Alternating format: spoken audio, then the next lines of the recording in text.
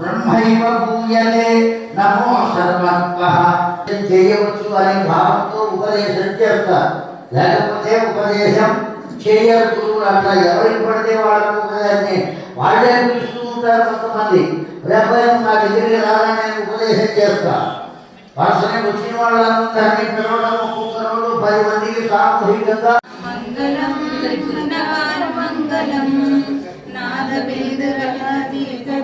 మంగళం మంగళం ఓంకార మంగళం ఓం నమః శివాయ.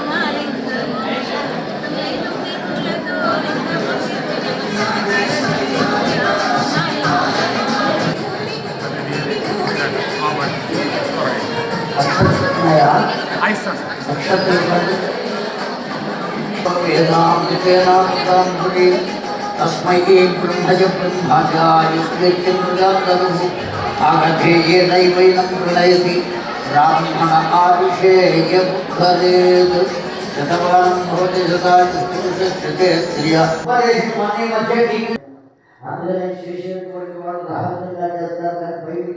వర్షకాలంలోనూ ఆ ఇంటికి వెళ్ళి ఆ పిండిలో ఈ పదార్థాల పలుకులు ఏవో పోగు చేసుకొచ్చి ఆ గదుల్లో దాచుకుంటాయి. వర్షకాలం వస్తే బయటికి వెళ్ళడానికి లేదు, చలికాలం వస్తే వెళ్ళడానికి లేదు కనుక అప్పుడు అవి చేయటం కోసం ఎంత జాగ్రత్త పడిపో ఇల్లు కట్టుకుని ఆ గదులు కట్టుకుని అందులో సామాన్లు దాచుకుని అలా ఉంచుకుంటే తీరా ఒక విషాన్ని కక్కేటువంటి సర్పం వచ్చి ఆ పుట్టాలు చేరుతుందా? ఆ చేరిన వెంటనే తాము కష్టపడి కట్టుకున్న ఇంటిని వదిలి ఆ ఇంటిని ఆ సర్పములకు వదిలిపెట్టి వెళ్ళిపోయి ఇంకొక చోట కట్టుకుంటోంది ఆ చీమ. కనుక చీమ చేసిన సహాయం కూడా చేయలేమటయ్యాము మానవ. ఏమంటారు? అందుకనే మొట్టమొదట ఏదానం చెప్పారండి, గోదానం, తరువాత భూదానం, ఆ తరువాత గో భూ గృహ ఇలా వరుసనే ఉన్నాయి. గోదానం చేయవయ్యా, తర్వాత భూదానం చేయి. నీకు 10 గజాలు 20 గజాలు ఎక్కువ ఉన్నదనుకో, నువ్వు ఉన్నావు, నీకు 4-5 ఇళ్ళు ఉన్నాయి, ఇంకా తల ఒక చోట ఉన్నది, ఆ తలను లేని వాటిని పిలిచి అడుగుతా. అర్థమైందా? నేను మంచిది అవడం చాలా బాగా చెప్తాను. ఆ చెప్పే ఇవన్నీ కూడా దేని వల్ల కలుగుతాయి అంటే అజ్ఞానాద్యాదివ జ్ఞానాద్యత్యత్ పూజాధికం. కరెక్ట్గా వినండి ఈ మాట, పరమేశ్వరుడు చెబుతున్న మాట. నా చేత ఇవ్వబడిన జ్ఞానమును పొందగా లోకంలో చూస్తున్నటువంటి వాటినన్నిటినీ విశ్లేషించి అజ్ఞానము చేత నన్ను రోగం వచ్చినా దుఃఖం లేని వాడు చాలా మంది. అర్థమైందండి? అంతేకాదు చెరసాలలో పడినా దుఃఖం లేనటువంటి వాళ్ళు ఉన్నారు చాలా. ఇదే బాగుంది అబ్బాయి, ప్రతి పండగకి మాంసం కూడా పెడతారు కదా అండి.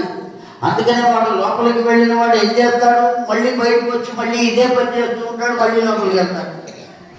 వాళ్ళు పరివర్తన వచ్చేటువంటి పని కాదు మనం చేస్తున్నది.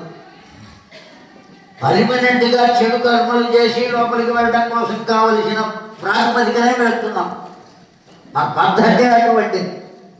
కనుక విభిన్న రూపాన్ని అనుసన్యతాదైవ ఆ పరమేశ్వరుడు అంటున్నాడు ఏమని, అనేకములైన విభిన్న రూపాన్ని, అనేకములైనటువంటి రూపములను దర్శించి ఆ రూపముడు కూడా అదే అయి ఉన్నాడు.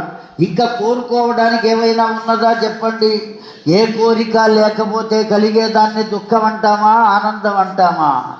కనుక పరమమైన ఆనందాన్ని పొందాలి అంటే లోకంలో ఏ వస్తువు కనబడినా, ఏ చీమ కనబడినా, దోమ కనబడినా, పులి కనబడినా, సింహము కనబడినా, గేదె కనబడినా, గాడిద కనబడినా, మనిషి కనబడినా, పశువాడు కనబడినా, వృద్ధుడు కనబడినా, ఎవ్వరు కనబడినా వాణ్ణి పరబ్రహ్మముగా భావించగలిగితే ఆనందాన్ని పొందుతావు. లేకపోతే నీవు పొందేది దుఃఖమే అని చెప్పాడు కదా అని మళ్ళీ ప్రశ్న వేస్తాడు. మరణించటం లేదు ఆగపారేసి కొత్త తెచ్చుకుంటాడా? ఆ చిరిగిపోయిన దాన్ని తీసివేసేసి కొత్త తీసుకుంటాడు. వీడు మరణించాడు అంటే అర్థం ఏమిటయ్యా అంటే వాడు మరణించాడా, శరీరం పోయిందా? శరీరమే పోయింది, వాడు ఎక్కడికి పోలేదు. వాడు ఎక్కడే ఉన్నాడు ఆ జీవుడు. వాడు చేసిన